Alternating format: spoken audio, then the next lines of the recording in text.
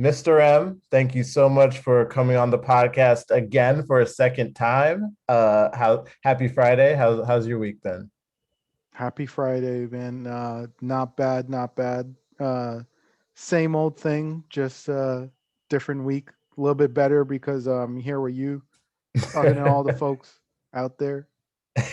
And just for the people who are just listening to this, just so you know, FYI, I am talking to a lion right now. He to ensure his like him remaining anonymous, he has a fixture of a lion on his face right now, like not a physical picture of a lion, but actually, but more like I guess like what do we even call this? Like a GIF or Virtual. It's yeah, virtual, like a mask, a virtual mask almost.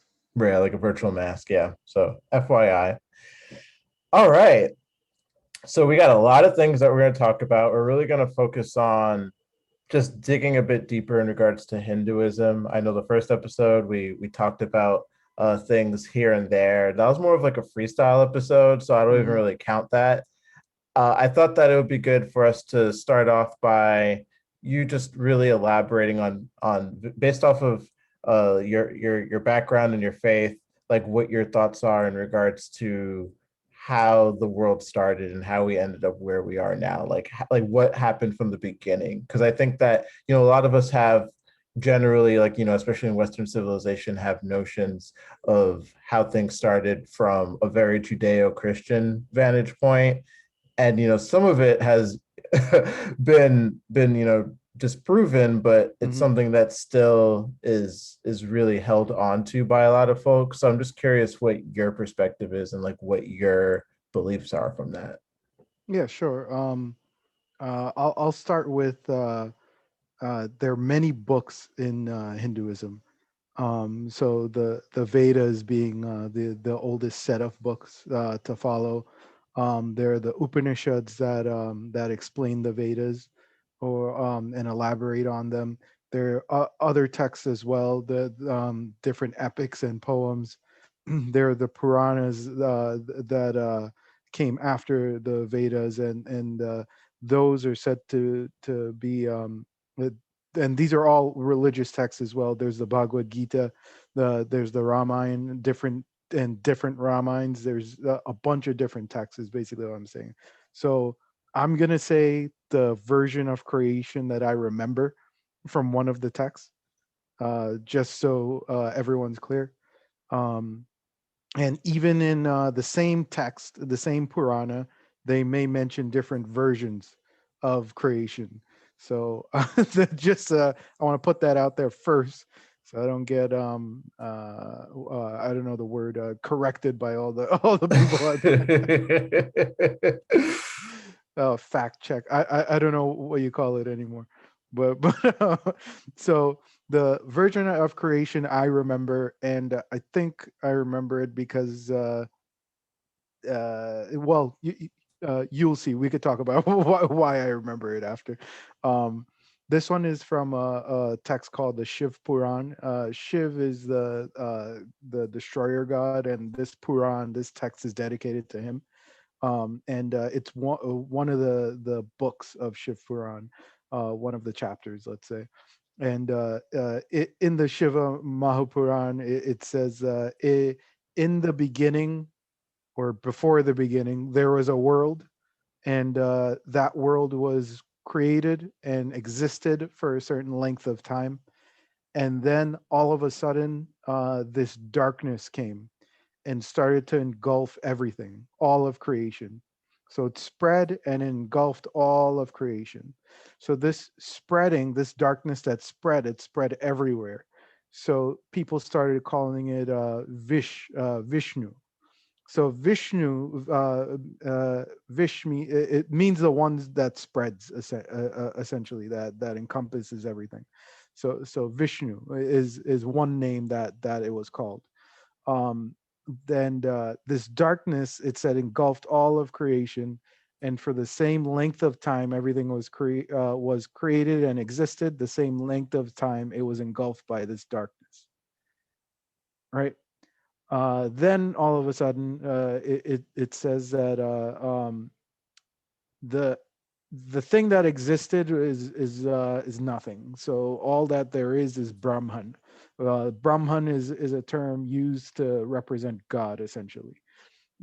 It's but more than that, not only God in the sense of God, a dude in the sky in a heaven. It's God in the sense of uh, a God that was never born, a God that's always there, it's always been there, and will continue to be there. It's a unlimited, all powerful God. So it takes no form, because as soon as it does, it gets limited by power. Its power becomes limited as soon as it takes a form. So it said this God says, all right, I'm gonna. It wants to create itself or exist. So it begins to exist. The way it begins to exist is through light. So it's the first thing. And this is Shiv means light in Sanskrit. So that's one of the names of God as well. So the light came out of nowhere. And then it goes into details of from the light there came this other beings, and from these other beings came other beings. So from the light came two beings, and it said from this being that came out of the light, it said from his mind he created a and my cat's growing crazy while I'm talking about this from the being that came out of the light, it created in its mind one being out of his left hand, another being out of the right hand. And these two beings were Brahma and Vishnu. So you got Shiv, the light. You got a form coming out of the light to represent Shiv. You got Vishnu coming out of that person. You have Brahma coming out of that person as well. In other texts, including different parts of Shiv Puran, it says that Brahma actually came from the navel of Vishnu, born of a lotus flower that grew out the navel of Vishnu. And I'm getting to where stuff is created, but Vishnu, they say in different texts, they say he was basically the only dude there. He didn't see anyone else. He, as he started to uh, notice he's the only one there, begins to meditate and for a long time, and eventually he gets a blessing from the light that he always prayed to, Shiv. And then he comes out of meditation. He's super tired. He starts to sweat, and so creates an ocean essentially. And he's tired, so he begins to fall asleep, and from the water sprouts out a serpent with 1,000 heads that wraps itself around to create a bed for this being Vishnu. And then this being Vishnu sleeps on the water that came out of its body, and it sleeps so long it began to develop basically like muck or moss. And from the navel sprouted a lotus flower. It says Vishnu Puran. So from there, it says this from this lotus flower, there's Brahma, and Brahma begins to create, does the same thing, meditates, whatnot, and he decides, I'm going to create. He's the creator person, and he creates the entire existence that, as we know it, is what is said in basically Shiv Puran and Vishnu Puran, as well as many other texts. Some common themes there. Interesting. So essentially there is this, omnipotent being that then manifests two entities out of itself, and within those entities is the creation of everything else. Not necessarily within, but it began to create. Some believe yes, it's within. It depends on the philosophy and how you interpret it. So I see. yeah. And so I don't know if there's text in regards to this or Hmm. maybe just your point of view, but Yeah. like how did humans come to be? And like are we special, do you think? Uh-huh. Um, we want to be special, that's for sure. That's- but yeah, it does talk about that in the text. When I say these texts, it's not like it's some interpret it as factual. My interpretation is that they're not factual. They're all representations. They're pretty much metaphors. Right, um you could interpret, let's say, Adam and Eve, that story, the same way. It's metaphorical, right? And the problem with uh if you try to take creation as this is what it was in my religious text, and so this is what it is, and then science comes along and says, well, no, this is not what it is, because a meteor hit our planet before there was real life on it, and then we got life, and then through evolution, we eventually came into existence, developing from a single cell organism, evolving all the way up to us. Then yeah, you're not gonna look smart. You're gonna look pretty dumb when you go. Yeah. right. No, it was a dude that created another dude, and he was on a flower, and he created everything.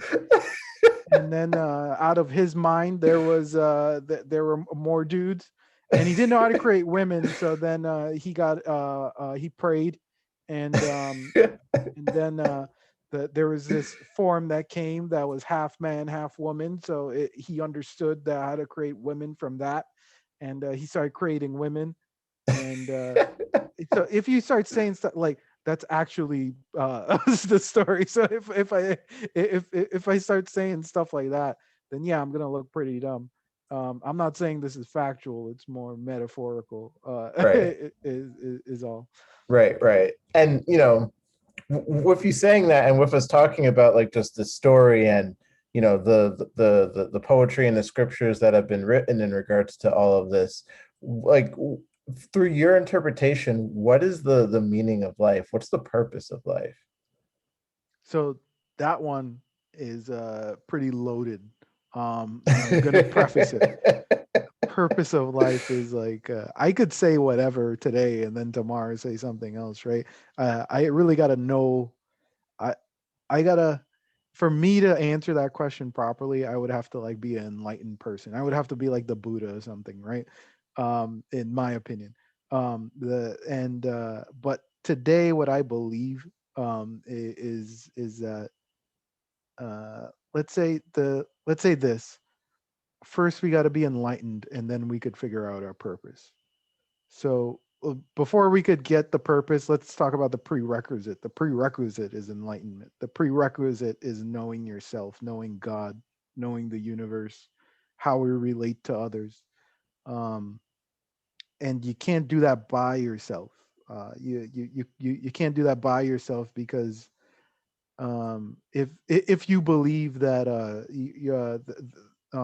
well, one philosophy we spoke about this before is that there's one God, and that's all that exists. Even us, we are the one God, the Brahman, the Advaita Brahman. Nothing else exists but the one God. So if you truly believe that, then how could you sit down by yourself and forget everyone and leave them, and then say, oh, I know who everyone is and who I am. It's the one God. You can't relate to everyone else if you're by yourself, right? So you would really need to truly understand. You would need to connect with other people and whatnot, I think.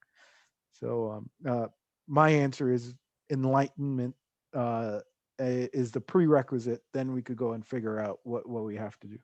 Right. And like I kind of want to stick on this, but also Mm. expand a Yeah, bit because I think that we've probably spoken about this primarily offline, but yeah. like there does seem to be like one thing I've noticed while like doing this podcast and talking to different people of different beliefs and backgrounds, there definitely seems to be a connection in everything that all these different philosophies are saying in a sense.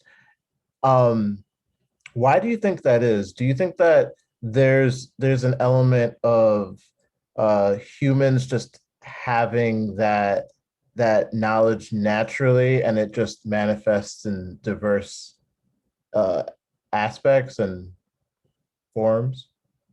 Um, I think I think it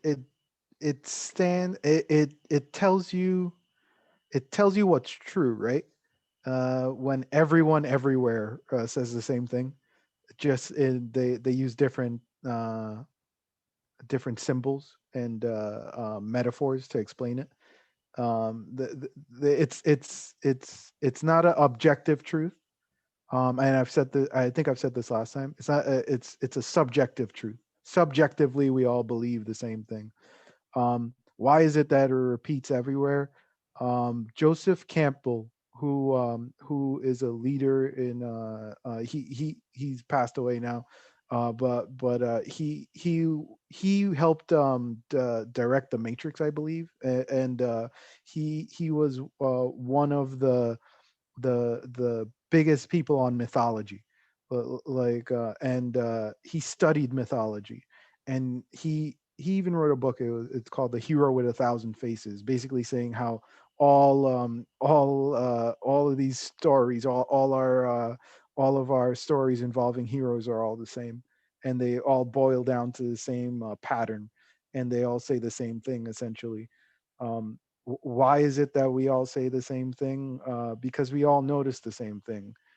We need to grow ourselves, and then when we grow ourselves and we go through some trial and tribulation, and it was terrible, and we think we couldn't make it, we come back stronger. And if we come back to the exact same spot that we were in the beginning, then everyone's going to be like, oh, this dude, he's so much better than he was before. It's a journey of self-realization, a journey of improving oneself. Is what he was saying. In the religions they talk about, and I listen to your podcast every week, every episode, and I know it's the same thing. You have all these different people coming on talking about different topics, but they all say similar things. The shamanism episode was amazing and eerily similar to a lot Yeah. of my beliefs. I think, um, and I think basically it boiled down to consciousness, and how we view that, and what we think that is, and to be conscious of ourselves is the beginning, and then we could begin to see patterns and whatnot, I think. Right. And I think that's actually a perfect segue in regards to what is real and the Maya, and just how perception and reality. You want to maybe elaborate just for those who aren't familiar with Maya and Vidya Maya? Yeah, so what's real is a great question. That's in Advaita Vedanta, they say that what's the only thing that's real is Brahman, and there's only one Brahman. So right, that's the only thing that's real. So what's everything else? Everything else is just fake. It's an illusion then, right? And that's what Maya is. That's what Maya means in Sanskrit, is illusion. So everything else is essentially an illusion. Um, and when we talk, you asked me, so is if everything's fake, that then how could I learn anything? How could we do anything? It's because within this Maya there's some truth. So there's Vidya Maya and Avidya Maya. Vidya Maya is anything that leads you to the truth, or to you realizing that there is Brahman and there's only Brahman. And Avidya Maya is the opposite. And that leads you to believe, that's the illusion that leads you to believe the opposite, that there is no Brahman. There is, everything is not one. That you are only yourself, the person you see in the mirror. You have only the life that you live. There's nothing else beyond your life. So why should you care about anything or more than your life, essentially? Right. And As you were speaking, one thing I was thinking is, if doesn't it feel like at times there are some people who are put in situations where you can make the argument that it's easier for them to attain that truth versus others? Like, why do you think that is? Like, why is that the case? So that's a good point, and I'll say two answers to that. One is, yeah, yes, it seems on an objective point of view that it may be easier to attain the truth. However, um, it may not be. Everyone has their own different formula on what they realize. Everyone learns differently. Everyone realizes different things differently, especially a concept that's so um, big. If you want to realize it in truth, you need to experience all different things before you realize it. So you may see a monk grow up in a monastery and say, "Oh, he's gonna be enlightened," and you may say, "Oh, he has an advantage because he grew up in a monastery. He knows all these things. He knows all these philosophies." But he learns all these philosophies, but he just does them to do them. He doesn't really catch on to the philosophy. He doesn't care. He meditates to relax himself. He doesn't meditate to realize who he is. And he lives his life like that. And then they may have a person, let's say in New York, had a rough life, goes to work every day, and they see all these things going on around them, and they're like, why is life like this? Life is basically, I get up, I go to work, I get paid, I go home, I pay my bills, I got to do it all over again, I'm in debt. It seems like it's just a waste. So who realized what was what the illusion is and what isn't? That's a big question. You tell me, J Rob. Well, while you're talking about the person in New York City, like for a second, I'm like, damn, that sounds like me. Like, I think that, especially, and I feel like it's not just me. I feel like, 2020 was a year where I think that a lot of people, because of the just the drastic shift in their lifestyle and just how they were able to go about their day, and just everything just changed so drastically that I think it just had an impact where people started to question things in a manner in which they wouldn't have before. And I think that people started having these deep thoughts in regards to what the fuck really is the point of this. And yeah, like I think that, there are times where I'm just like looking at what we all do, and it does at times feel like everything is just bullshit, and we're all in this vicious cycle of just doing things that doesn't make any sense. And it's like on autopilot now in regards to just everything that we're doing. Like you're saying, it's like you spend all these hours working in a job that you probably don't like, doing a bunch of things that you probably don't like, that probably aren't really benefiting you or anyone else, and is actually a part of a problem probably rather than a solution. Don't get me wrong, there are probably some people who are doing some great things that like actually do have, you know uh significant meaning. But like, when you think of the amount of hours that we spend every day doing things that we don't enjoy, and not spending that time with the people who we care about and who we want to, spend precious time with, or even doing things for strangers, like volunteering and doing things like that. Like nobody has time to do any of that. And like when you look at life, it at times does feel like, especially in Western civilization. And I spoke to the that guy that I had on, who has similar sentiments as you, on how when it comes to death, we're actively always avoiding the topic of death, like all the time. Like everything that we're doing is basically just a fun game of just avoiding the subject of death. So I think, that's just a long-winded answer of saying that I think that you could make the argument that the one in New York City, hustling and bustling, has a bit of a better understanding in regards to what is real.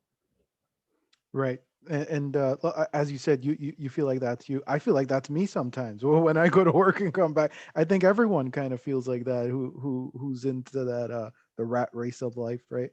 Um, and uh, and that's one explanation. Is how could you really tell? You don't really know who has the better situation and who doesn't. Another explanation that's said in Bhagavad Gita is that the a person gets into a better situation where they are more able to, they don't explicitly say vidya maya or avidya maya, but they say they're able to escape sansar.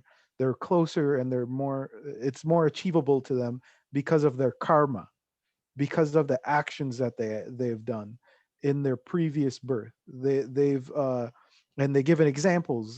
They say a person may study the Vedas. The person may do meditation. The person may inquire about the beliefs, the philosophies that they need to have. That they may be studying, they may be meditating, but never reach their goal, and they die. So what happens? They come back, and when they come back, they're closer to their goal. They get into a family where they could relearn all the things they've learned their entire life, but much quicker. So by the time they're either a kid or out of adulthood, they have all the knowledge they need, and they picked up where they left off when they died. So I'm glad that we're talking about karma and reincarnation, because I think one thing that sometimes people struggle with, and like I think I know the answer, but I want to hear what you say. Like, Hmm. as far as karma and reincarnation goes, like how do you explain that there are like there keeps being more people, right? So like like at a certain point, like Hmm. is it that these people, some of the people that are here maybe weren't people before and now they're in the form of a person? Like how does that work? Yeah, so that's definitely it. If you, I now I don't know the answer to this, but in this planet, in this planet, well, forget the planet, right? There are laws in physics, in the physical world. The law is I'm bringing this up particularly because I'm an engineer and work, I was just looking up the law of conservation of energy, and to equate different things in what I was doing. So conservation of energy is a law. The energy must be it's never wasted. It goes somewhere, it must equal out, and you're able to calculate um, uh, up to a certain point how much energy is lost and where it comes from and blah blah blah. So if energy was conserved and it's all the same, then you have the same energy in the world, let's say, right? Always, it's just stagnant. It's the same amount, right? It never increases, it never decreases. It changes form. Yeah. Right. And that's a physical thing. It has nothing to do with religion or anything else. Um, let's say now we had, let's say we said souls were energy, and it just changed the form. It went from being a single cell or an atom or whatever you want to define it as, to being a tree, to being a leaf, to being a person, to being all these things. So yeah, it was. It, it surprises me that a lot of religions think that the only sentient being and the only thing that has a soul and that could enact any kind of change is are humans. In Hinduism, it doesn't say that. It says there's every living being, and it gives examples in different religious texts. The Ramayana talks about a bird, a crow, that attained enlightenment, and the crow tells a story and talks to an angelic bird, tells the whole story of how he saw and met Vishnu in the form of Ram, in the Ramayana. Right. And I think like to your point, like when you look at how other religions don't attribute a soul, attribute meaning to animals outside of ourselves, that's just us being arrogant and really placing a higher level of importance on our being outside of everyone else. And I think that one of the things that probably is why you see that very frequently within a lot of faiths, especially in the monotheistic uh, field, is that you know it's a mechanism of control, right? Like they want to make you feel special to an extent, but also give you the level of gratitude in regards to what can possibly happen if you don't do these particular things that we say right that you got to do to be right with God.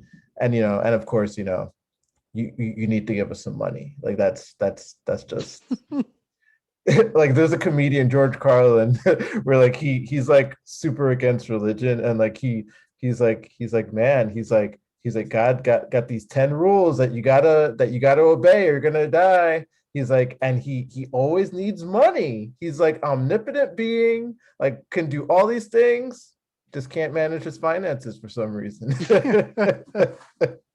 So I think I think I think yeah, you see that a lot, but as Joseph Campbell has said, a lot of religions and how we interpret it, even like what we think we know, Catholicism or Islam, are very metaphoric. It uses different symbols.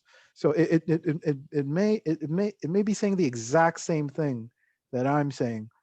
It's just I can't see it that way because I don't know the symbols of the time. I don't know the. Right. It's not very clear to me what the meaning is. To me, it's clear what the meaning is in my religion, so I stick with that. Right. And I'm gonna do an episode on Judaism actually. And there's been books that I've read, like there's a really good book called Heaven and Hell, where like they Hmm. kind of outline the history of heaven and hell and how, originally in Judaism there was no mentioning of Hmm. anything whatsoever. Hmm. And it was just interesting because like the way that they highlight it in the book, they basically focus on how the concept of heaven and hell was something that that was basically derived through interpretations of texts prior, and that like if you read certain texts and you take them into the context of when they were written, it's clearly outlined that they were metaphoric, and that like they a lot of the times it wasn't even about death that they were talking about. They were more so talking about like present day and like talking about different nations and things like that.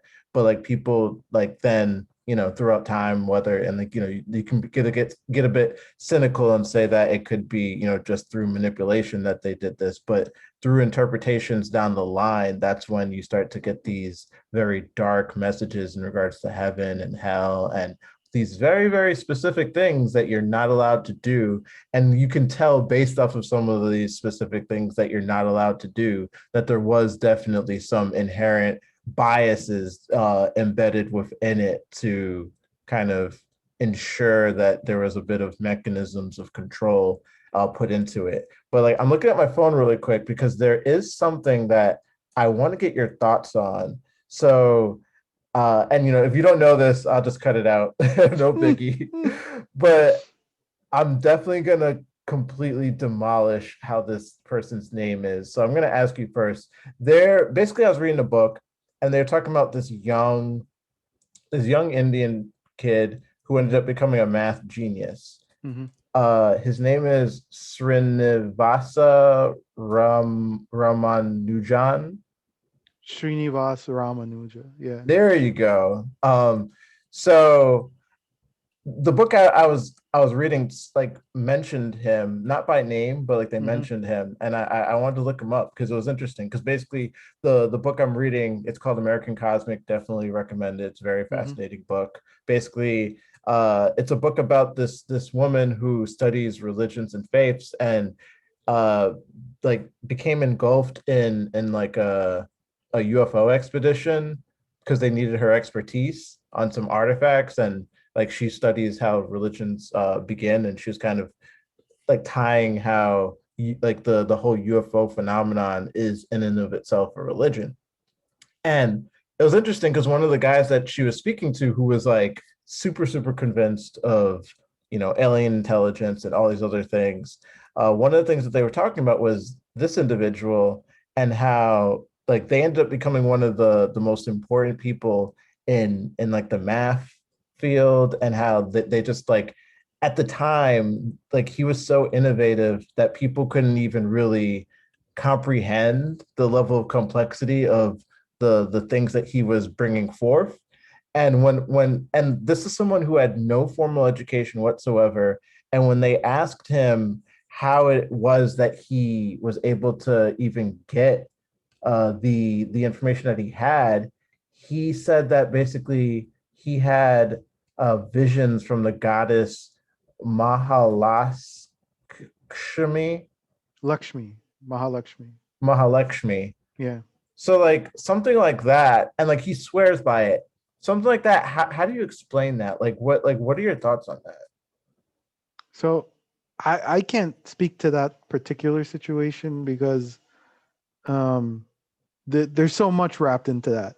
Um, you mentioned before the book you read on controlling people and describing heaven and hell and how it wasn't there at the time.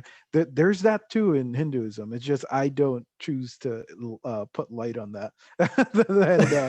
And I've mentioned that there are many different books, religious texts in Hinduism, and you could tell by the you could tell which book was written in what time by how it was written and what it mentions and what it highlights on. Later texts like the Shiv Puran or any of the other Purans or the Ramayana, they focus on stories more, and they're metaphoric, as you said. And the older texts are a bit more direct. They also have stories, but a bit more direct, more poetic. In this situation, the reason why I don't want to comment on the particular situation, I'll talk about it generally though, is because in India there are a lot, there are a lot of cases of people faking religious things like this, where and I don't believe this is the case from what you've told me. I don't know anything about the story, but from what you've told me, it doesn't seem to be the case. But people like pretending to float or appearing materials out of nowhere and saying they could do this by religion and their meditation and stuff like this. So there's in India there's a lot of that. There's real spirituality and there's fake spirituality as well. Right. And I don't like, based off what I read, I don't think that this is that. Yeah. Because like first and foremost, like we have you can like there's tangible evidence that like he was a math genius and that he did contribute greatly to what we currently have today.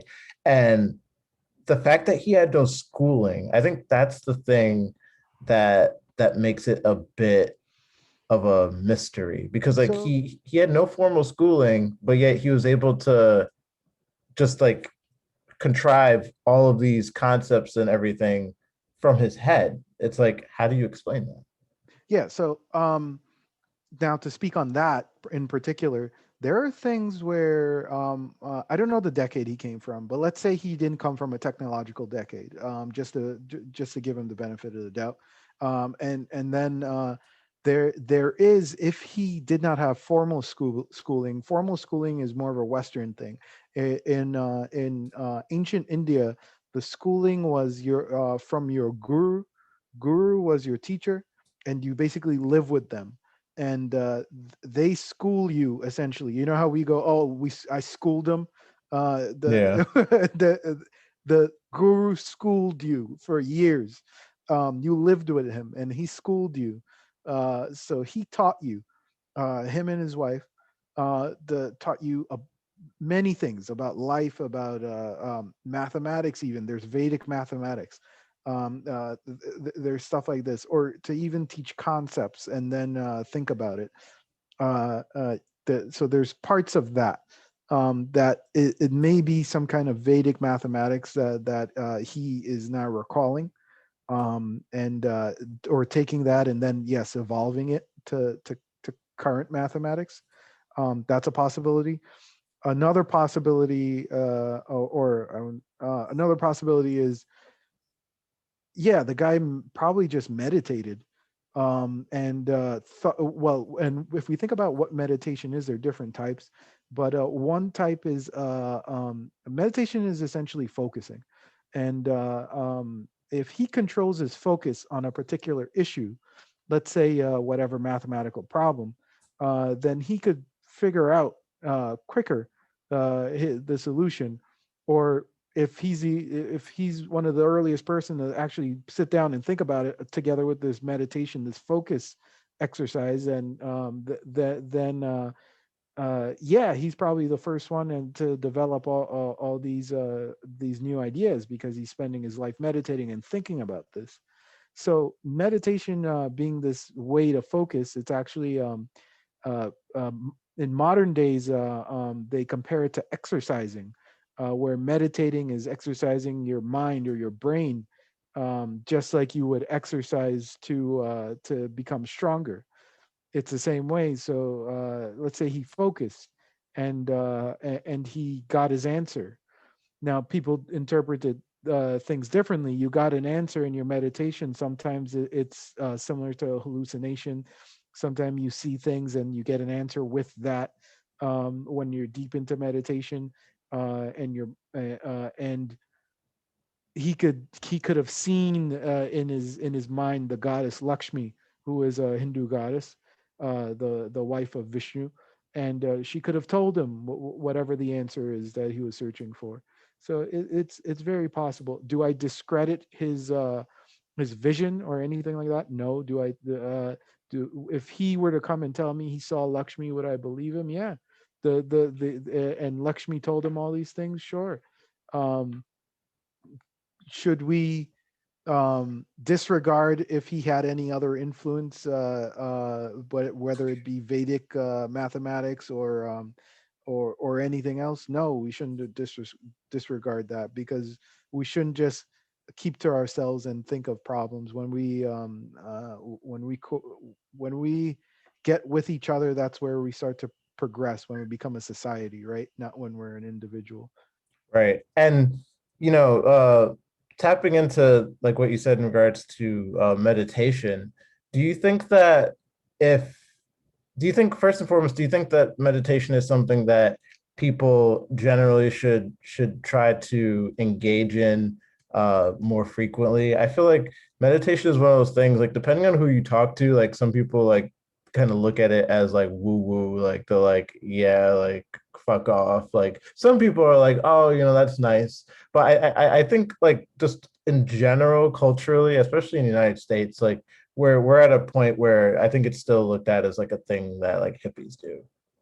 So whoever looks at it like that does not fully understand it. It's equivalent, and I've brought up the comparison to exercise. It's equivalent to someone saying, "Oh, you want to get strong? That exercise thing, that's woo woo, man. You get strong." It's stupid to say that it doesn't help in some way.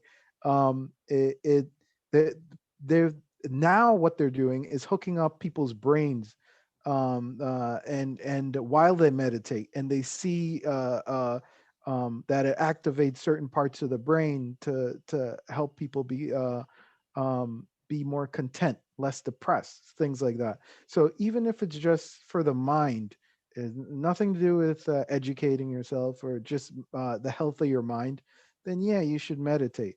Um, I think also people that say, "Hey, I don't know about that thing," they're probably exploring one type of meditation, and I think that's the problem. One, people don't understand what meditation is; they just hear the word. Some people relate it to religion, and so they immediately close off from it. Some now maybe next time you have a person that's a Muslim, you could ask them about this. Some Muslims, not all, view meditation or yoga, let's say, as haram, or it's not supposed to be done. It's not allowed. Some people interpret it as that. I know many that don't, but if you ask some of them, they could explain to you why it would or would not be. But it's the same thing. It's like people are saying, oh, it's things that these uh, um, these Hindus do, these brown folks do, or whoever, and I Right. don't want to do it. Or these hippies did it in the U.S. I don't want to Yeah. do it. I'm not a hippie. They're just associating it with that. They're not trying to see what the benefits are. No, yeah, absolutely. And do you want to just elaborate on some of the different varieties of meditation?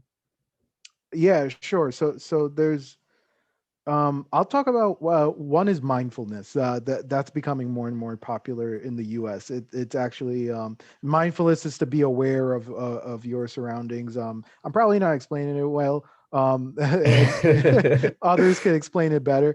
Well, like even Westerners could explain it very well. If you listen to podcasts, the guy that made what is that meditation app? The Headspace? Headspace, yeah, he has a documentary series out on Netflix where he goes through different types of meditation with you. If you whoever has Netflix, I recommend it.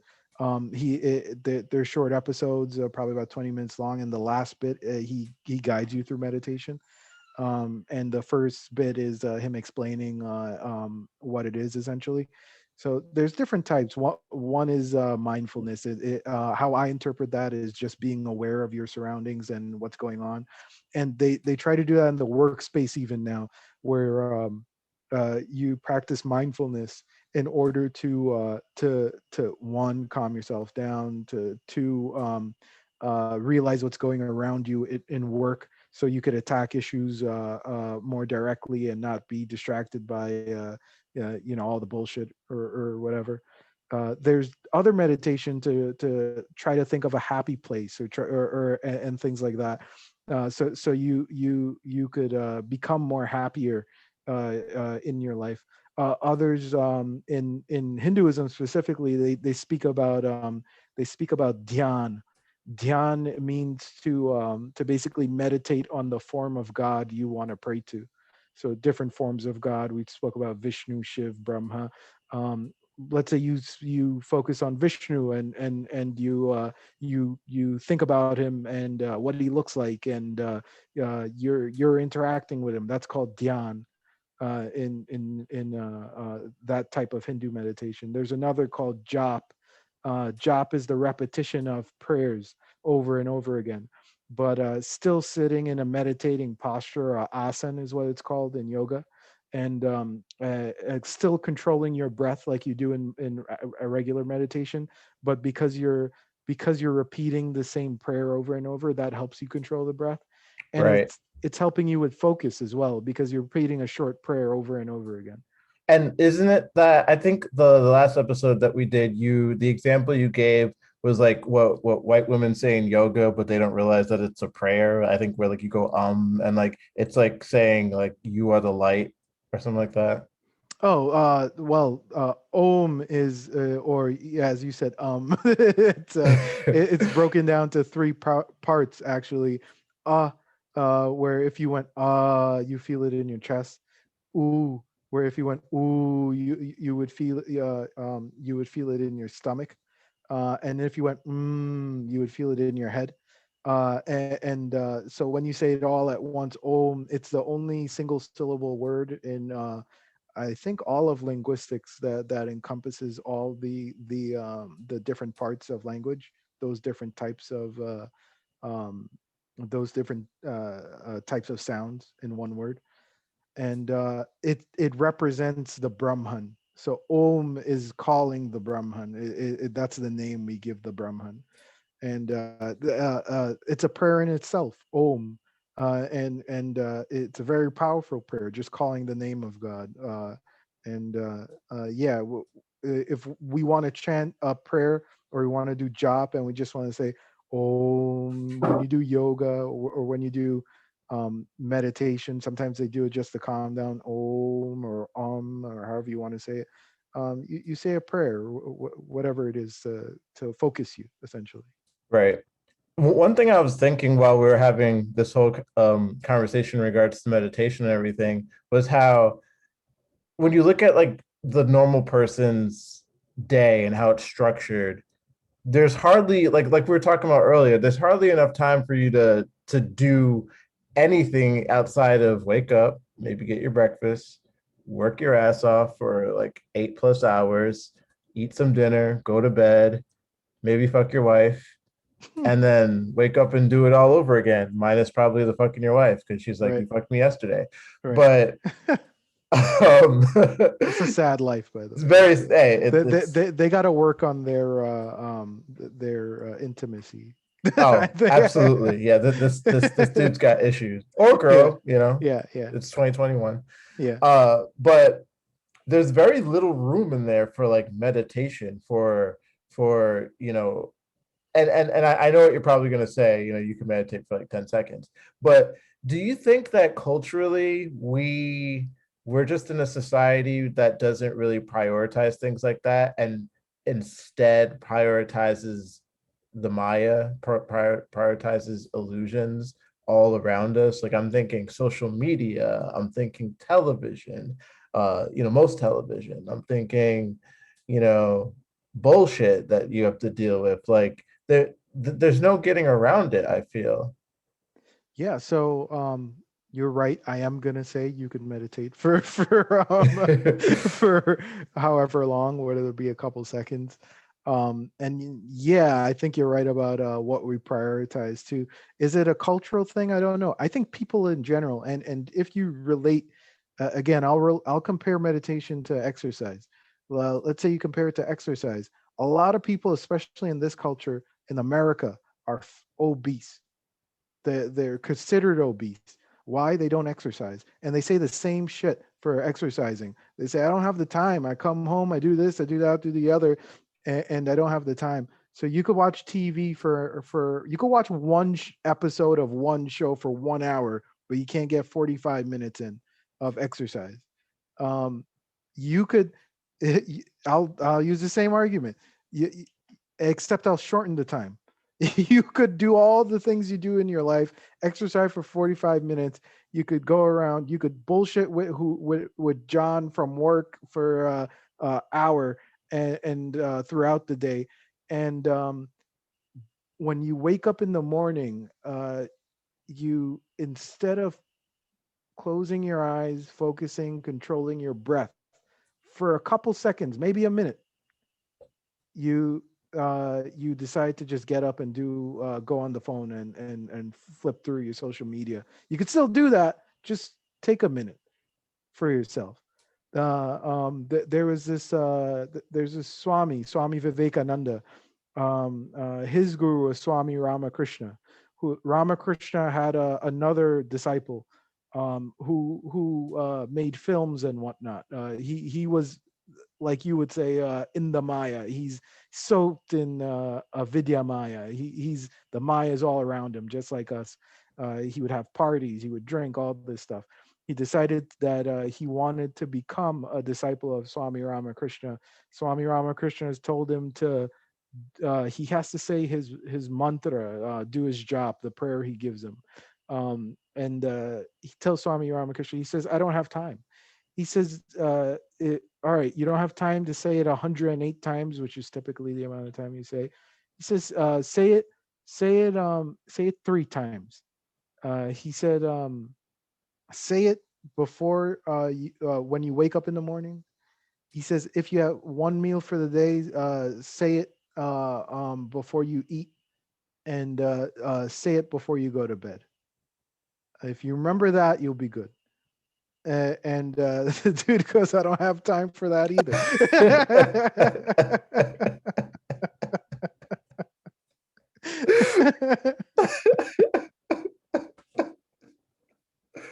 Oh my god. Is that the end of the story? I'm to ending the story there. There's more to that story, but not the point I want to make. So I'm ending it there. I'm like, damn, like is like if that's the end of the story, that's fucked up. it's fucked up because me and you could laugh at it. We all could laugh at it. I remember you were a guy that would I remember you used to exercise a lot, and or at least once in a while you would make time for it. I remember that, and I didn't. So- but it shows when someone would look at you and they'll look at me, it would show. You know what I mean? It's the same thing. Like yeah, and we could let's say you're lifting weights. You could look at me trying to lift a box and go and just laugh at me. Go, oh, you can't lift that box. It's the same kind of thing. We're going, oh, this dude can't. He can't take you know seconds, maybe 30 seconds in total out of his 24-hour and change day to just say a prayer for a couple seconds or Right. meditate, think about, just relax and forget about worries of life for a little bit. I don't, it's a poor excuse. It's a very poor excuse. I agree. And I think, don't you think to an extent though, that's how a lot of us are conditioned? Like I feel like, behavior is learned, behavior is taught. And I just look at, the environment that some people up in, the cultures that they are inadvertently thrown into. And it's you can't, it's undeniable when you look at certain sectors of our society, and like I'm not even like necessarily even just talking about America, like just in the world, where there are those who have a bit more discipline instilled in them, and there are others who kind of just you know either are all over the place, or have somewhat of a structure put into place, but their priorities are in disarray. Like I kind of feel like some of it is taught, or like is just embedded into some of us. Yeah, for sure. It's probably taught. One could argue, and this is the problem, and this is one of the problems in Hinduism. It's just their karma. So their karma is to suffer like this.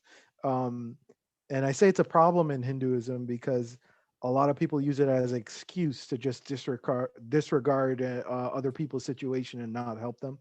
Is go, oh, that's their karma. They got to go through that. I shouldn't be helping them. Right. Um, And and oh no, sorry. no, I was just gonna say, they probably they think they shouldn't be helping them, and they probably should. I think that was implied. You also, but Oh yeah, yeah, absolutely. Yeah. You should yeah. help them. Um I think one thing that's like, in the back of my head while we're talking about this, it's like I just get this inkling in my head, like as we're talking about this, that okay, so it's like you have all these people, and all of these people are basically all extensions of one entity, one sole Hmm. powerful entity, Hmm. but like they're all trying to basically remember who they are, and it's just like closing the loop on the circle. And when I look at life, and when I look at how there are certain people who are in situations that are much more advantageous, like they have a lot of advantages over others.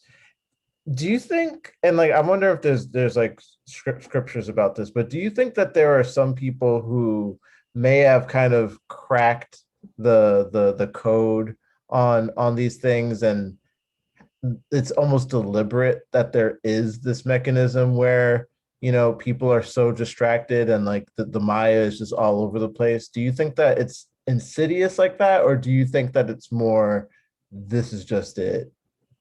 You're gonna need to do a bit more explaining. Do you mean that this was developed by people, like people made it so there's more Maya or whatever? Yeah, like basically like people have intentionally made the Maya more and more prominent to make it so that the masses are just consumed by the Maya and never really truly reach that level of enlightenment.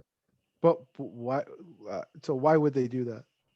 Well, I think because at the end of the day, especially as human beings, we're blinded by the material, which is Maya as well, but it's Hmm. it's it's a powerful Maya, and they know that if they're able to, like, if you think of like the people who have the quote unquote power in this you know made up world that we live in, that power is predicated on money, on all these things that are figments of our imagination. And by having people consumed in the Maya, that's how you create very obedient consumers, obedient individuals who will not question, not really give you much issue as far as just taking what you give them and doing what you want, because they're just so in the weeds of the bullshit. Hmm. That's an interesting theory. I don't think it's true. But I mean, that would imply that they're enlightened people trying to fuck over unenlightened people, essentially, right? Well, not necessarily, because Or like one people thing that know I about Maya, and then they're like, oh, there's this Maya thing. Oh, I'm gonna create more Maya so that I don't see the purpose. Like, why are you so I, creating I more? I think you're taking it a bit too literal. Like Yeah, what yeah. I'm saying, like it's not necessarily something that's consciously being done. Oh, yeah. Okay. Like it's more something that's just, like they're not even like fully aware of like the whole process of it. It's just they know the Maya that they want to get, i.e. money, and they want to like like you just look at some of these tech companies. Like I don't know if you heard, there's like this battle between Apple and Facebook, and on the Yep. surface of it, I'm not gonna lie, Apple definitely looks like the good guy. Basically, Facebook wants to just use everyone's data and like make millions, billions off of all this private information. And Apple's like, nah, we're like privatizing our users' data, their information. Like we want to, because like at the end of the day, like when you look at both their business models, one business model is all about invading your privacy because that's how they get money. The other is just about the hardware and like selling you things, so they don't really care about about selling your privacy, because that's not their business model. And like when you look at those two, it's like, well, which one, like obviously both of them have a little bit of an investment towards the Maya and like distracting you, but one is like really trying to get all up in your shit and just consuming you just holistically. Right. So, yeah, stuff like that are people like enveloping themselves in Maya more and more and creating it. Yeah, I believe that is the case. Um, yeah, unintentionally, sure, or even intentionally, like Facebook and whatnot. Um, is it outside the plan or something that we didn't know of? I don't know. I don't think so. But if you look at everybody's generation, like people complain, oh, these kids are always on the internet, like the older folks and stuff. They're on the TikTok. They're like, I don't understand TikTok, but the kids are on the TikTok, right? And what are they doing on TikTok? They're just wasting their life. When we were in high school, people were on Facebook and they were wasting their life. Uh, No, no. yes, Facebook, no, no. before Facebook, that, MySpace.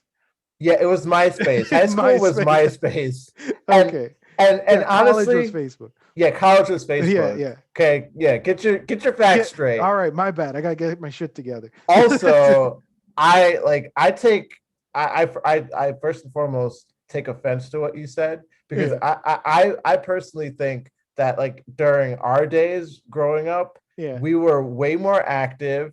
yeah, Like I think that yes, like face like MySpace became a thing, and it was yeah. something that you would do when you go home. But I think that it's nothing compared to today, because it didn't consume you. Also, we didn't have smart devices then. Like it's like there was one kid, Juan Martinez. I don't know if you remember Juan Martinez. Shout out to Juan Martinez if he's listening. I don't know.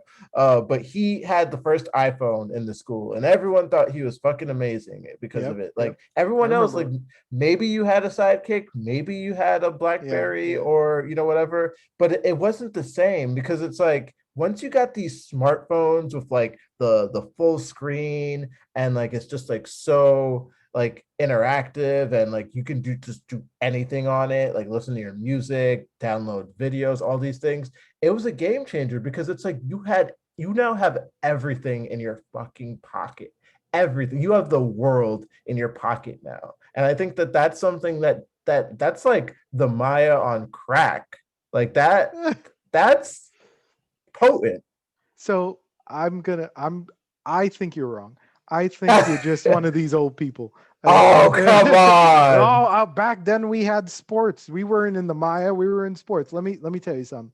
You're distracting yourself with a ball and a net and or and running around and you're deep in the sports. You have this stick in this ball and you run around in a diamond and you do that all day and you lift weights so you could hit the stick you could hit the ball harder with the stick and you run around on the diamond over and over again so you could run faster when you play this game. Isn't that Maya? You're just seeped into that instead of the phone. You're and on the internet now. You were in baseball, right? It's the same thing. It's still Maya, right? You're just wrapping it up differently. I think okay, that's true, but don't you think that they're like I feel like they're like and maybe it's just a matter of perspective, like depending on the individual, but I personally think that there has to be like levels of Maya. Like I would argue that the baseball Maya is way more productive and significant to your growth and development versus just being consumed on social media. Because at least with that Maya, you're surrounded by other people. You're getting like this positive energy, like natural positive energy. You're getting exposure to the sun. Your body is getting an exercise out of it. Like, what are you getting from sitting down watching TikTok videos? You get deep thoughts, deeper talks. Oh, that's bullshit, man. That is bullshit. No, it's a good example though. You get access to the internet, which has stuff like this. Now this is a you mentioned levels to Maya, and we brought it up earlier. There's Vidya Maya, the thing that leads you to the truth, and there's Avidya Maya. Now, it depends on perspective, right? You can't say one was better than the other. If the kid on the phone watches this and they're like and they don't understand what we're saying, that then it might as well be bullshit. They might as well just be going and playing a sport. If the kid playing the sport is just playing the sport and they don't realize that what's going on and they don't realize something about the truth, that hey, we're all playing this sport, we all like it, maybe there's something in common with all of us, and that's a truth, that then there's no Vidya Maya there. There's just a Vidya Maya either way. It depends on what happens, what the person does. It's very but I think even in Facebook, they could send you an ad for, let's say, this podcast or another, a T-shirt or a pendant that has a symbol of Om on it, and it reminds you of something, or someone posts something that you know um, gives you glimpse of what the truth is, then that's Vidya Maya. I see. Yeah, that makes sense. And I think, yeah, it's at the end of the day, it's on a case by case, and you know, everyone's experience will be different, and that will kind of really determine whether it's video Maya or a video Maya for that person. Um, so I know we're running out of time, but I think I want us to go through at least two more things. Yep. First thing, what exactly, like how do you describe the voice in our head, like our conscience? Like what, like where does that come from? And do you like, because it's funny, like I think about this sometimes, and I spoke to someone about this one time when I was high, and it was hilarious. But everyone has a voice in their head, and everyone's voice sounds different, right? Like what is it? Like you know, like why is that, and what is it? And yeah, explain it, enlighten us, Mr. M. I can't tell you what the voice is in your head.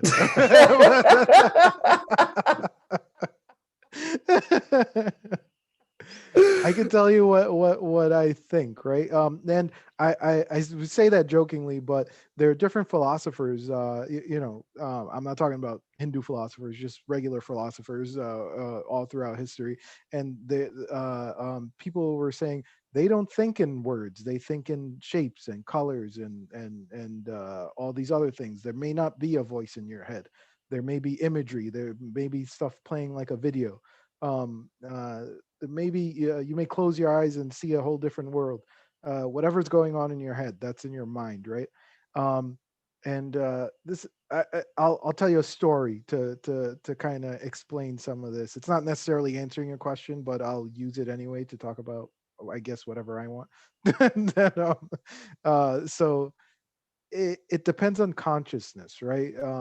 I think it's the mind. The Now there's different forms of consciousness. There's the waking state, where you're fully awake, and we live this life and we have all these things going on. There's the dreaming state, where you go to sleep, you dream something, you have a whole life in your dream, and you wake up back. And then there's the sleeping state. You go to the dreamless sleeping state, where you go to sleep and you don't dream anything, so you just wake up back again, so it's like nothing happened, in your perspective, right? And your conscious waking being experiences all this thing. The question is, who are you, not who's the voice in your head. Are you the voice in your head, is the real question, right? And are you? Well, I'll give you, i'm I don't think that's the truth. You have to figure out who you really are. Are you the voice in your head? um I don't think so. The I think you're the Brahman, not the voice in your head. That would mean that the voice in your head is the same as the voice in my head. And if the voice in my head tells me something different than the voice in your head, then it's contradictory. So basically, is the voice in your head another manifestation of the illusion? Yeah, possibly. That's a possibility. There's a story to describe this levels of Maya and the different forms of consciousness. Um, Actually, Swami Sarva Priyananda, he's big on the internet. He tells this story. I'll repeat it in a similar fashion. He says there's this king, and the king, he goes to sleep, and when he wakes up, the a servant comes to him and he says, "King, wake up, wake up! The Another king has invaded the kingdom, and there's an army in front. We're going to war." King says, "Oh shit!" He grabs his armor, grabs his weapons, grabs all his people, and he goes out to fight the war. And he goes to fight the war, and this new king and his army beats the shit out of them, kills them, and leaves the king. He's wounded, and the new king tells the old king. He says, "King, you were great, um, and so I will let you live, because you were a great king. This is what I heard. You treated your people well and whatnot. I'll let you live, but no one give him food. If ever anyone gives him food, I'll kill them. Uh, and you're exiled. You can't stay in this kingdom again. So you walk to the other kingdom." So he goes, he walks wounded to the other kingdom, walking for however long. You could interpret it as days, whatever it is, hours, however long. And so he's wounded. He's walking. He has no food, no water, nothing to drink, and he just keeps walking until he finally reaches the other kingdom. And as he reaches the other kingdom, there's this thing going on where they're feeding people. They're feeding the poor. So he gets on the line. He's all the way in the end of the line. He gets on the line to get some food, and he's like, I need some food. I need something to drink. Gets on the line to get some food, and when he goes up to get the food, he goes to the cook, and the cook says, "We ran out of food, man. There's no more food left." And he says, "Come on, man, you got to give me something. You put water in the pot, mix it all up, and give me and get the scraps and the water and put it in my bowl. I'll drink that. I'll eat that. I'll eat anything, man." He goes, "All right." Cook says, "All right." Puts water in the pot, scrapes up all the stuff stuck on the pot, and then puts it in his bowl. And he's like, "Here you go, bro." And then he goes to drink it, drink the water and the scraps from the pot. And this kid who's playing around the line, he has a kite, and the kite falls from the sky and hits his bowl, and his bowl falls to the ground. And this king just starts to cry, closes his eyes, starts to cry. And as he starts to cry, he feels someone shake him, and the someone shaking him, and he opens his eyes, and it's a servant. The servant goes, "King, king, wake up, wake up. Are you all right?" And the king goes, "Is this real or is that real?" Servant goes, What are you talking about? What the hell are you talking about?" He says, "Is this real or is that real?" The king just keeps saying that over and over again. The servant can't get him to do work. Anything he asks him, he goes, wait, is this real or is that real?" So they go get his guru, his spiritual teacher, and the spiritual teacher begins to talk to him. He asks the king. He says, "King, are you okay? What's the matter?" He says, "Is this real? Is that real?" He says, "Describe to me. Is what real?" He tells him the story. What have you seen? He says, "King, when you were there, were you in pain? Were you suffering? Were you bleeding? Were you hungry? Were you thirsty?" King says, "Yes." He says, "When you are here, are you satisfied? Are you happy? Do you have your wife? Or do you have all your wealth, all your servants all around you?" He says, "Yes." He says, "Then, king, this isn't real and that isn't real." And then he asks the guru, he asks the teacher, the spiritual teacher, he says, "So is nothing real?" He says, "No, king, you are real. You're the only constant in the whole thing. Whether you're dreaming, whether you're waking, whether you're sleeping, no matter what's going on, you are always there. So you must be real." And that's what we need to figure out. Who we are, who the voice in our is it the voice in our head? That's a good question. We should think on that, meditate on it. Then that'll lead us to who we really are. Wow, that that's deep. And the second time I'm hearing the story, and I'm still captivated by it. Um, Before we go, I do want you to tell the story of the little boy and the like the and the king and everything and the palace, because I think that's a pretty great story. Oh, sure, yeah. So um this one is I'll set it up I guess. This one it's a celestial story. So there's this heavenly king, the king of the celestials or the angels. They call him Indra is his title. So Indra is the celestial king, and he's just finished beating and defeating this great demon.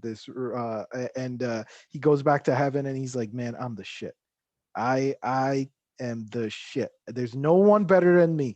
This demon was ruling heaven and hell and earth and everything else and taking over the whole place, and I beat the shit out of him. I just mop the floor with this guy. I am the shit." He says, "You know what?" He goes to the he goes to the architect, the celestial architect. He goes, dude, you got to build me a palace, man. You got to build me a palace, and it better be the biggest, best palace I've ever seen. Biggest, best palace in this whole world. That's what I want. You better build me that." And then the architect goes, I got you, man, I got you. So some time passes, and the architect, he's a celestial, he's an angel. He could just wave his hand, and the biggest, best palace ever just pops out. This dude spends his time, crafts this thing, plans it out nice, and the biggest, best palace the world has ever seen, he's built. And the celestial king Indra, he comes back and he goes, man, this is nice, this is nice, but you know what, you could change this thing. You could make that pillar, with a sculpture inside of it. You could make this throne bigger. You could make the room bigger. You can probably change this thing. And every time the architect, he keeps making it better and better. And every time the celestial king Indra comes back, he always changes it. He goes, I want this, I want that, make this better, make that better. Never satisfied. So this architect, he's like, you know, I am uh, I am immortal. I'm not gonna die anytime. He's immortal. He's not gonna die anytime. This thing is going to go on forever. Every day for the rest of my life, this dude is going to come back and be like, oh, make this better, make that better. This is crazy. He's like, you know what I'm going to do? I'm going to go pray to Brahma. Brahma is the one who created everyone, right? In the beginning, we told the story about creation. Brahma created everyone. So he goes, I'm going to Brahma. I'm going to be like Brahma, and I'm going to tell Brahma what's going on. So he prays to Brahma, he meditates, and he sees Brahma, just like Srinivas Ramanuja says he's seen Lakshmi. And the architect, instead of asking about math, the architect goes, hey, I got this problem, man. This Indra dude is just over and over again. He is he is telling me to build a palace, and I made it the best palace I could, and he keeps telling me to change it. Brahma goes, you know what, man? Don't worry. I'm gonna take care of this. Don't worry about it. You're gonna go to sleep. Go to sleep. You wake up in the morning, everything will be all right. He says, all right. So early in the morning, before the architect wakes up, there are people in the gates of heaven. They're now I'm saying the gates of heaven. I don't mean there's actually gates of heaven where they're letting you in and out. But at the the entrance of the heavenly area palace, people are gathered around. They're like, hey, there's this young Brahmin boy. He's I say Brahmin because the Brahmins are considered respected, because they have knowledge of God. People respect them in society, and they say even in heavens they respect the Brahmins when they come to visit and whatnot. So this young Brahmin boy comes by, and everyone sees him and likes how he looks, and the little celestial kids, they want to play with him and stuff, and they're all everyone's all happy. And the king hears there's this little Brahmin boy, and he goes, he wants to go meet him, so he goes to meet the Brahmin boy, and he's showing the Brahmin boy around. He's like, look, this is my palace. This is all the stuff. You see the pillars have sculptures in them. The throne is super big. I bet you haven't seen one this big before. And the palace is just huge. And he's showing them all over. And after the king, the celestial king, shows the boy all over, the boy goes, he goes, this is very nice. It's very good. It's the best palace I've seen of all the Indras in all the world. And Indra stops. He says, of all the Indras in all the worlds. He goes, boy, what are you talking about? There's only one Indra. Indra is the king of the angels. He says, there's only one Indra. That's me. He goes, where did you hear there are other Indras? The boy tells to the king. He says, who created you? The king says, Brahma.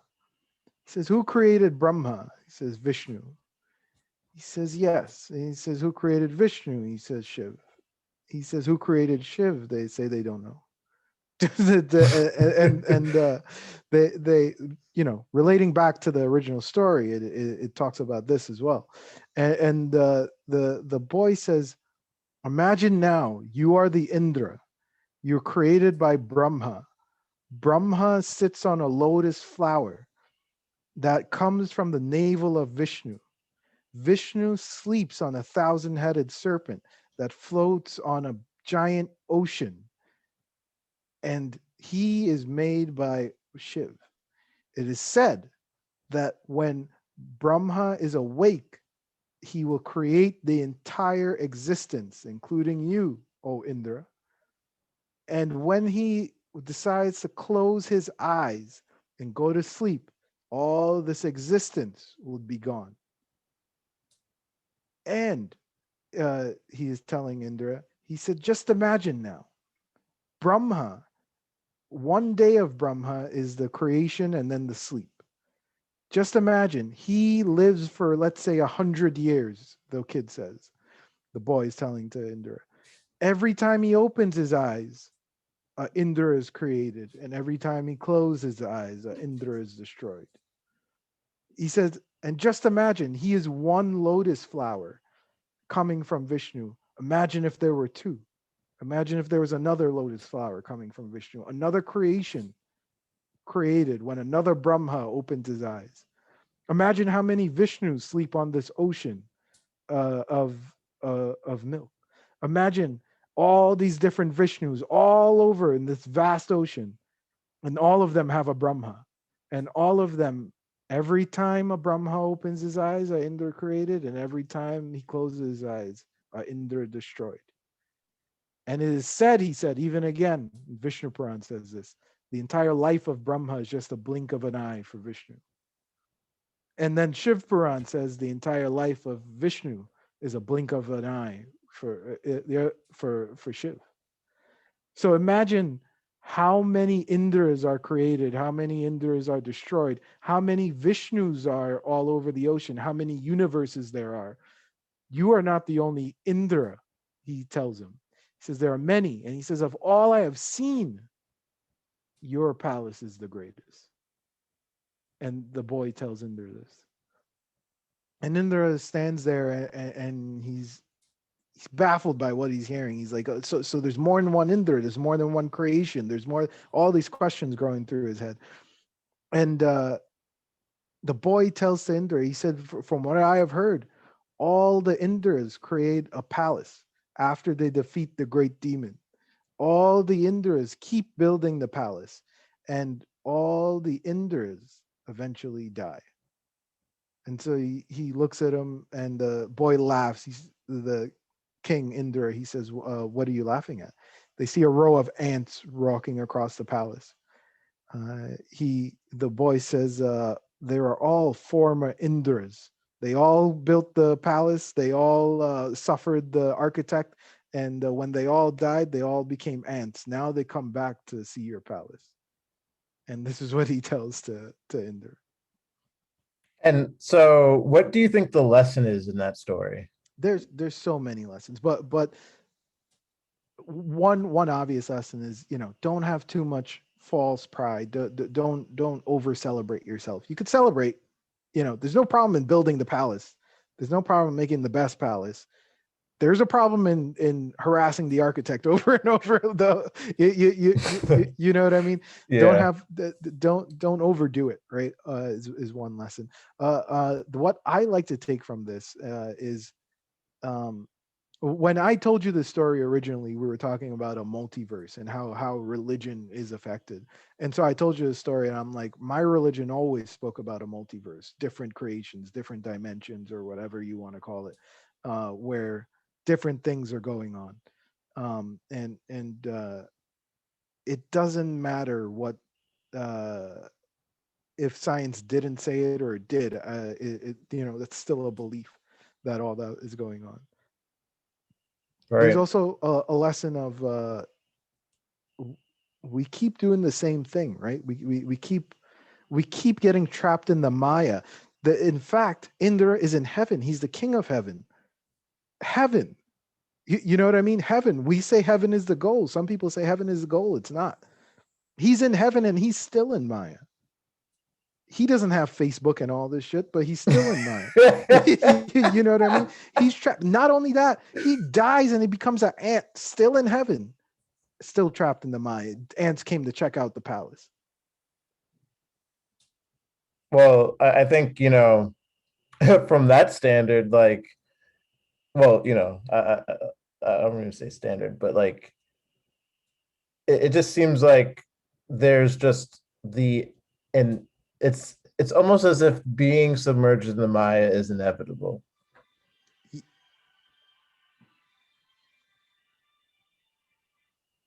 All right, sorry. Yeah. uh, Being submerged in the Maya is you're born in the Maya. Bain said he was born in it, he was bred in it. We're all born into the Maya. Now, or that's what we seem. That's what it seems like. That's what we think, right? And now we have to get out of it. It is inevitable. It's for everyone. Everyone experiences it. How do we get out of it? Is we must realize ourselves. Right. And do you think that when like you meditate, that if like if you start to do it after a while, are you in the camp where you believe that things will start to come to you just naturally while meditating? What do you mean by that? Like Like, knowledge or like yeah, knowledge. Like some people say that, when they're like deeply meditating, they like things will just pop into their head that like wasn't there before, or like they'll suddenly have clarity and an understanding of what they need to do and things like that. yeah, so I think that's um I think that's a yeah, it's part of I guess it's a symptom of meditating, or effect of meditating. Is that it's similar to saying when you exercise, you breathe better, you generally feel better. Um, yeah, you get clarity on certain topics that you weren't even thinking of, but that's not necessarily the goal or the point. And I would just uh, don't go into meditating expecting to become a person that knows everything. I'm just want to warn people. You know, Right. yeah, Yeah. yeah, it's possible that stuff like that happens, but don't go in there thinking you're gonna Lakshmi is gonna bless you with all the math that you could ever know, or yeah, don't go in there expecting these things. If it happens, it happens, sure, but don't I would say don't make that your goal. That's not the point of meditating. It's an effect of it. Right. And I think, just to tie everything that we spoke about, because there was a lot there, I think that, the main takeaway is that at the end of the day, you want to, whatever it is that you need to do to really truly understand and really discover who you are, you should just try to do that to the best of your abilities. There's distractions all around us. That is just a fact. And you just have to really work as hard as you can to mitigate your submersion into all of these illusions, and really just try to the best of your ability, to just really, really tap into who you truly are and become more intact with that and be a better person. Yeah, but you could start with just meditating, just staying silent, and relax yourself. Appreciate being silent, having nothing to do for a little bit. I think that's a good place to lead. Yeah, absolutely. Sit down, shut your fucking face, and be silent. And just observe what's going on, what's around you. Close your eyes, you observe your thoughts, but don't interact with them. Just you notice and focus on the breath, and just do that for 30 seconds. When you wake up, before you go to sleep, before you eat your meals. And if you're Ramakrishna's disciple, you can't even do that. Then maybe Yeah. one of them. I don't know. I don't got time for it. I Like, don't got really? time for that. Then that's a problem. Ay, That's, ay. Mr. M, thank you so much for coming on the podcast. This is great. for anyone listening, this will be on YouTube also. So if you want to see me talking to Mufasa from The Lion King in this conversation, please check it out there or just listen to it per usual. Still the number one episode number one of you. I think this is going to end up being number two. Thank you so much, Mr. M. Thanks, J. Rob. Pleasure being on.